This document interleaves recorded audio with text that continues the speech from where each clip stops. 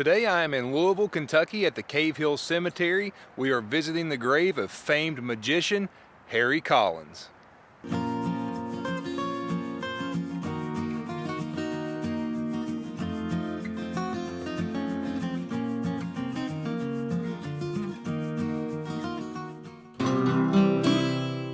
Born in Glasgow, Kentucky, Harry Collins first became interested in magic when he was a teenager after watching a local attorney perform a few magic tricks. Collins became a Marine immediately after graduating high school, and after being wounded in World War II, Mr. Collins was assigned to special services. Harry would use his entire income to support his mother and would even put his younger siblings through college. While recuperating from his war injuries, Collins auditioned for Bob Crosby, who was a known entertainer. Collins actually stole a cabbage from a nearby field, hollowed it out, and used it for his audition. The illusion impressed Mr. Crosby, who made Collins a part of his USO show called This Is the Army Show.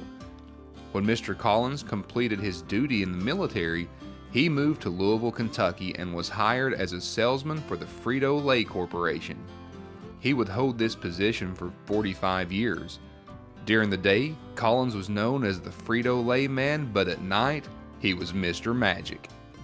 In 1970, he was given an unprecedented title, and his role with the Frito-Lay Corporation would change forever.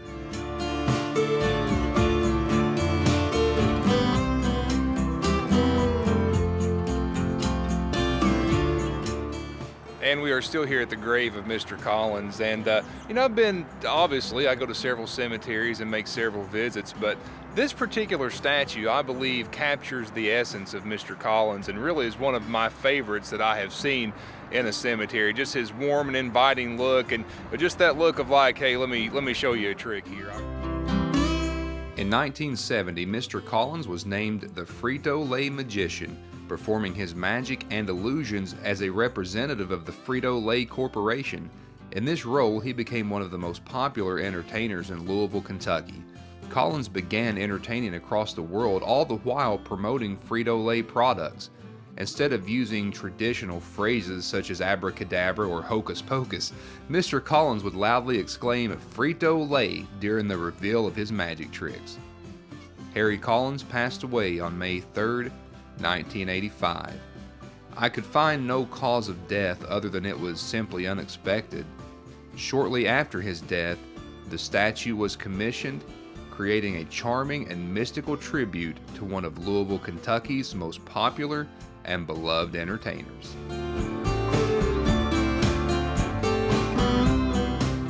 I really appreciate you all watching this tribute to Mr. Collins today. I found this gravesite and the history surrounding him, the statue, and just everything a part of this.